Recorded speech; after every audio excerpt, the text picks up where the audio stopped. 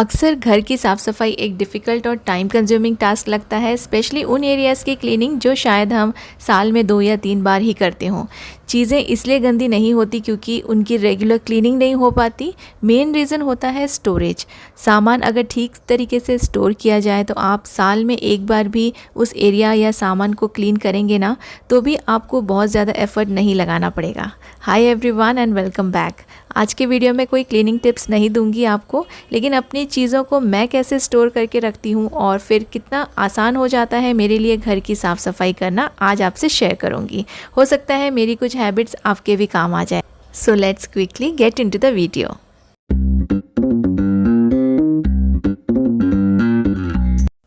जो चीज़ें हमारे रेगुलर यूज़ में आती है, जो हम डेली यूज़ करते हैं, वो चीज़ें गंदी नहीं होती हैं। जैसे कि हमारे वार्डरोब, जो वार्डरोब्स हम डेली यूज़ करते हैं, अपने डेली वेयर के कपड़े रखते हैं, अपने घर के पहनने वाले कपड़े रखते हैं, तो वो जो वार्डरोब होता है ना, वो कभी भी गंदा नहीं होता क्योंकि हम टाइम टू टाइम उसको क्लीन करते ही रहते हैं। लेकिन कुछ ऐसे वार्डरोब और ऐसे स्टोरेज होते हैं जहाँ पे हम ऐसी चीज़ें रखते हैं जो शायद ही हम कभी पहनते हों।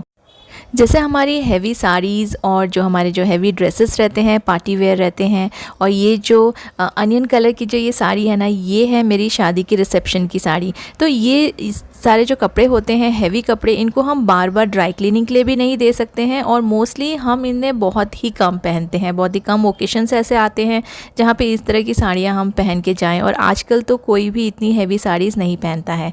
तो इनको मैं इस तरह के पैकेट्स में स्टोर करके रखती हूँ। इसमें ना तो ये ख़राब होती है और ना ही क्रश होती है, और जब भी आपको पहनना हो तो बस इसमें से निकालो और इसको यूज़ कर सकते हैं।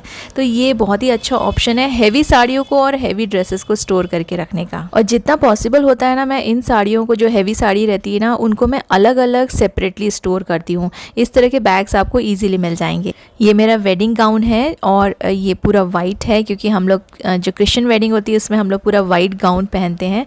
तो इसको संभाल के रखना बहुत ही ज़्यादा डिफ़िकल्ट टास्क है और इसको मैं रखती हूँ इस ट्रांसपेरेंट बैग में। तो ये इतने सालों से ये बहुत ही अच्छी कंडीशन में है, बिल्कुल भी ख़राब नहीं हुआ है। तो इसीलिए ना, इस तरह से अगर आप चीज़ें रखेंगे ना, तो ये सालों साल ऐसी ही रहेंगी। ना तो आपको ड्राई क्लीनिंग करना पड़ेगा और ना ही इनको चेक करना पड़ेगा। तो आज है वर्ल्ड गुलाब जामुन डे। तो आज मैं आपके साथ गुलाब जामुन बनाने की बहुत ही सिंपल सी रेसिपी शेयर करूंगी। गिट्स प्रेजेंट गुलाब जामुन मिक्स, जिससे आप इजीली घर पे ही बहुत ही सॉफ्ट, बहुत ही टेस्टी स्वीट से गुलाब जामुन बना सकते हैं और अपनी फैमिली के साथ एंजॉय कर सकते हैं। तो गुलाब जामुन बनाने के लिए सबसे पहले हम बनाएंगे इसका शुगर सिरप। शुगर सिरप के लिए आप ले सकते हैं 4 cups of water and 4.5 cup of sugar. इसमें चाहे तो आप इलायची डाल दीजिए और थोड़ा सा केसर इसमें डाल दीजिए, इससे कलर भी अच्छा आएगा और इलायची का फ्लेवर भी आ जाएगा। इसमें तार वाली चाशनी नहीं बनाना है, सिर्फ आपको थोड़ा सा चिपचिपा जैसा ये शुगर सिरप हो जाए ना, तो बस आपको गैस बंद कर देना है। तो इस फेस्टिवल आप घर पे ही टेस्टी गुलाब जामुन बना सकते हैं बहुत ही आसानी से। गिट्स गुलाब जामुन मिक्स का बस आपको ये पैकेट ओपन करना है और इसको किसी भी बाउल में डाल दीजिए और बिल्कुल जैसे हम आटा गूंथते हैं ना, थोड़ा थोड़ा सा पानी डाल के, बहुत ही कम पानी डालना है, एकदम से बहुत ज़्यादा पानी मत डालिए। बहुत ही थोड़े से पानी में ही डो बन जाएगा, बहुत ज़्यादा पानी इसमें रिक्वायर्ड नहीं है। और आप चाहें तो पानी की जगह पे आप मिल्क भी यूज़ कर सकते हैं। मिल्क से भी जो इसका आटा है ना, वो बहुत अच्छे से गूंथ जाता है और बहुत सॉफ्ट आटा बन के रेडी हो जाएगा। और हमारा गुलाब जामुन का सॉफ्ट डो बिल्कुल रेडी है और इससे हम बनाएंगे छोटे छोटे बॉल्स। और बॉल्स बनाने के लिए मैं यूज़ करूँगी गिट्स का काऊ घी। बहुत ही प्योर घी है। स्वीट्स बनाने के अलावा आप अपने रेगुलर कुकिंग में भी गिट्स का काऊ घी यूज़ कर सकते हैं। बस आपको हाथ में थोड़ा थोड़ा घी लेना है और सॉफ्ट से छोटे छोटे से बॉल्स बना के रेडी करने हैं। बहुत ज़्यादा घी की ज़रूरत नहीं पड़ेगी आपको बॉल बनाने के लिए, बस 2-3 ड्रॉप्स आप डाल लीजिए और उससे आपको ना बॉल्स बनाने के लिए बहुत इजी रहेगा। तो बॉल्स बिल्कुल बिना क्रैक के बनने चाहिए और आप इसका जो साइज़ है वो आप पे डिपेंड करता है। तो मैंने मीडियम साइज़ के रखे हैं, बहुत ज़्यादा छोटे भी नहीं बनाए हैं मैंने। और इन बॉल्स को आपको डीप फ्राई करना है। आप चाहें तो डीप फ्राई करने के लिए आप घी भी यूज़ कर सकते हैं, मैं यहाँ पे नॉर्मल ऑयल यूज़ कर रही हूँ। गुलाब जामुन फ्राई करते समय इसका जो ऑयल है ना, उसको बहुत ज़्यादा गर्म नहीं रखना है। मीडियम आंच पे ही आपको इनको पूरा ब्राउन करना है और हल्का थोड़ा सा डार्क ब्राउन साइड आप इसको रख सकते हैं। और जो हमने शुगर सिरप रेडी करके रखी थी, बस ये फ्राइड बॉल्स आपको ये शुगर सिरप में डिप करके थोड़ा देर के लिए रख देना है। और हमारे टेस्टी होममेड गिट्स के गुलाब जामुन बिल्कुल रेडी हैं। गिट्स के सभी products 100% hygienic and quality assured होते हैं और इन सभी रेडी टू मेक स्वीट्स को कोई भी घर पे आसानी से बना सकता है। So celebrate each day as a festival with gifts. तो घर पर ही बनाएं अपनी फैमिली के लिए गिट्स के यमी गुलाब जामुन। कई सालों से मैं इस गाउन को इस तरह से ही स्टोर करते आ रही हूँ। बस मैंने बीच में एक ही बार इसको ड्राई क्लीनिंग करवाया था और उसके बाद से मैं इस तरह के जो पैकेट्स आते हैं ना, ये मुझे किसी साड़ी में ही मिला था, ये वाला जो बैग है, और इसको मैं ऐसे स्टोर करके रखती हूँ। और ट्रांसपेरेंट बैग है तो आपको दिखेगा भी कि इसमें क्या रखा है, तो आसानी हो जाती है स्टोर करने के लिए और चीज़ें ख़राब भी नहीं होती हैं। कपड़ों के साथ साथ आप एसेसरीज़ को भी अच्छे से संभाल के रख सकते हैं। तो ये जो रितवेल है, ये भी मैंने इसको बहुत ही अच्छे से ये छोटे से पॉलीथीन में इसको फोल्ड करके रखा हुआ है। तो ये भी बिल्कुल ख़राब नहीं हुआ है, बिल्कुल एज़ इट इज़ रखा हुआ है। और जो वाइट नॉर्मली देखा जाता है कि वाइट जो कलर होता है ना, वो थोड़ा सा येलोइश हो जाता है, तो ये बिल्कुल भी येलो नहीं हुआ है। और इसको भी मैं एक छोटे से पॉलीथीन बैग में ही रखती हूँ। तो आप एसेसरीज़ इस तरह से रख सकते हैं और ये कई सालों तक, मतलब मुझे तो ऐसा लगता है ये कभी भी ख़राब नहीं होंगे अगर हम इनको अच्छे से स्टोर करके रखें। तो जितना भी टाइम एंड एफ़र्ट्स हम पूरा क्लीनिंग में लगा देते हैं, थोड़ा सा स्टोरेज में अगर एफ़र्ट्स लगाएंगे तो ये सामान जो है ये कभी भी गंदे नहीं होंगे और आपको क्लीनिंग में ज़्यादा टाइम वेस्ट करने की ज़रूरत नहीं पड़ेगी।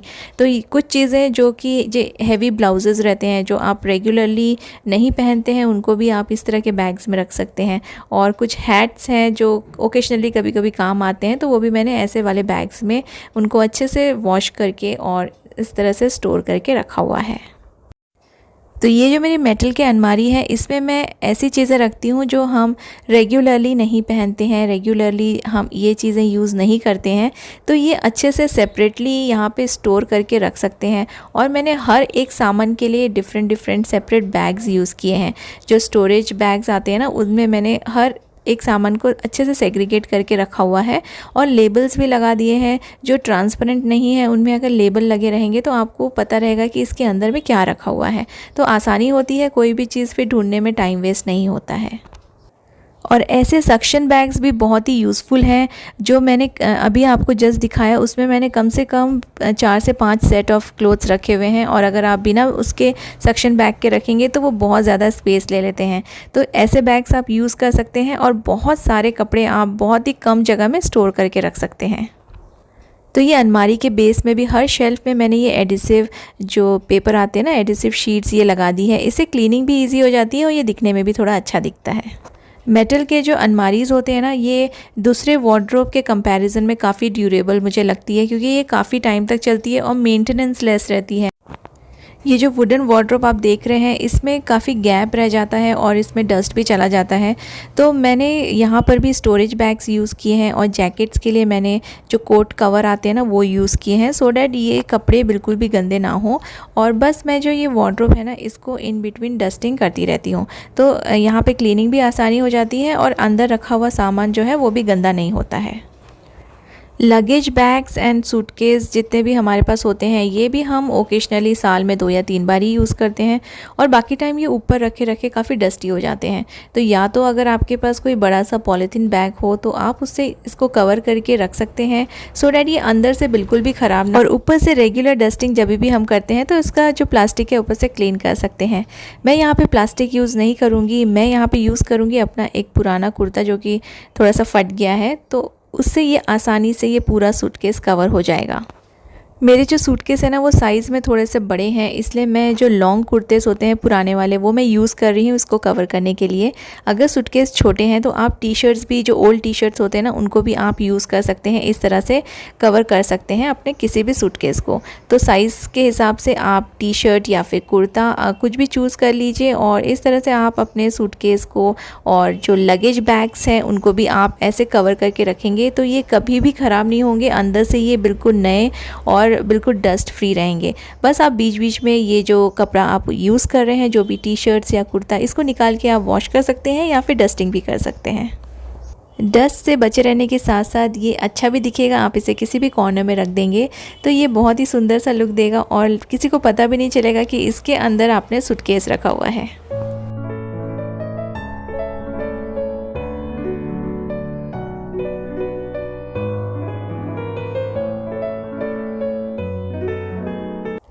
कारपेट्स और रग्स अगर रेगुलरली यूज़ करते हैं घर पे तो उनकी भी क्लीनिंग बहुत ज़्यादा डिफ़िकल्ट हो जाती है।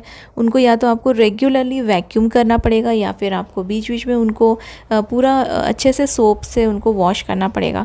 तो मैं रेगुलरली हमेशा रग्स डाल के नहीं रखती हूँ अपने घर में, ओकेशनली यूज़ करती हूँ जब कोई गेस्ट आने वाले रहते हैं या फिर जैसे ओकेशनली हम कोई फेस्टिवल्स के टाइम अपने घर को डेकोरेट करते हैं तब मैं इस तरह के रग्स यूज़ करती हूँ। बाकी टाइम मैं उनको अच्छे से फोल्ड करके जो पुराने कुशन कवर्स होते हैं ना उनके अंदर मैं उनको डाल के रखती हूँ। तो ये जो पुराने कुशन कवर्स होते हैं इनको फेंकिए मत। अगर ये थोड़े बहुत इनका स्टिचिंग निकल गया है तो भी चलेगा, लेकिन ये बहुत ही यूज़फुल होते हैं इस तरह की चीज़ों को स्टोर करके रखने के लिए। तो इन कुशन कवर्स को आप अच्छे से यूज़ कर सकते हैं अपने रग्स को स्टोर करने के लिए, या फिर जो हमारे टेबल रनर्स होते हैं, टेबल क्लॉथ्स होते हैं, तो इस तरह से आप इनको यूज़ कीजिए। ये कभी भी गंदे नहीं होंगे और जब भी आपको यूज़ करना है बस आप यूज़ कर सकते हैं डायरेक्टली यहाँ से निकाल कर। मैं अपने अंडर बेड स्टोरेज को भी यूटिलाइज़ करती हूँ कुछ कटलरीज़ एंड क्रॉकरीज़ रखने के लिए जो कि ओकेशनली यूज़ होती हैं, रेगुलर यूज़ में नहीं आती हैं। तो ये जितनी भी क्रॉकरीज़ और कटलरीज़ होती है ना, ये हम अगर बाहर रखें तो हमारे किचन का बहुत सारा स्पेस इसमें ही चला जाता है। जब भी हम कुछ अप्लायंस लेते हैं तो इस तरह के थर्माकोल की पैकिंग्स आती है, तो उसको मैं यहाँ पे यूज़ कर रही हूँ बाउल्स और ग्लास की जो प्लेट्स है ना उनको सेट करके रखने के लिए। तो अपने अंडर बेड स्टोरेज को ज़रूर यूज़ कीजिए अपने बहुत सारे सामान को स्टोर करके रखने के लिए, क्योंकि यहाँ पे सामान सेफ भी रहेगा और डर्टी भी नहीं होगा। और मेरा जो अंडर बेड स्टोरेज है उसको बंद करना और ओपन करना भी बहुत ही आसान है। इसमें स्प्रिंग्स लगे हुए हैं, तो आपको ना तो मैट्रेस हटाने की ज़रूरत है और ना ही 2 या 3 लोगों की ज़रूरत है इसका जो शटर है वो हटाने के लिए। तो ईज़िली ये ओपन भी हो जाता है और ईज़िली आप इसे बंद भी कर सकते हैं। और अगर आपके पास वार्डरोब की जगह नहीं है और अंडर बेड स्टोरेज भी नहीं है तो आप इस तरह के बॉक्सेस यूज़ कीजिए। ट्रांसपेरेंट बॉक्सेस बहुत ही अलग अलग डिफरेंट साइज़ेस में आते हैं, बहुत अच्छी क्वालिटी के बॉक्सेस हैं ये, और कई सारी चीज़ें आप इसमें एक साथ स्टोर करके रख सकते हैं।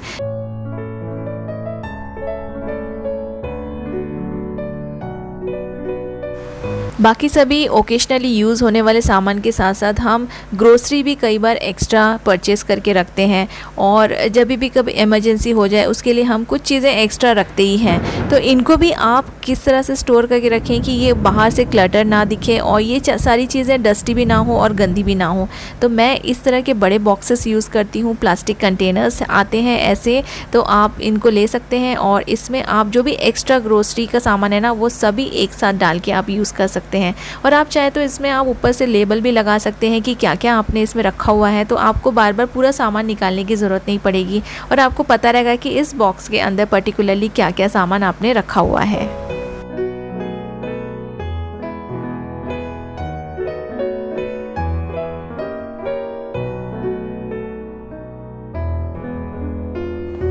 तो मैं क्लीनिंग के साथ साथ थोड़ा सा स्टोरेज की तरफ भी ध्यान देती हूँ कि किस तरह से हम चीज़ें स्टोर करके रख सकते हैं सो डैट वो बहुत जल्दी गंदी ना हो और हमें बहुत ज़्यादा बार बार क्लीनिंग ना करनी पड़े। आई होप आपको ये सभी आइडियाज़ यूज़फुल लगेंगी और आप भी अपने घर में इन सभी चीज़ों को ऑर्गेनाइज़ करने के लिए इन आइडियाज़ को यूज़ कर सकेंगे।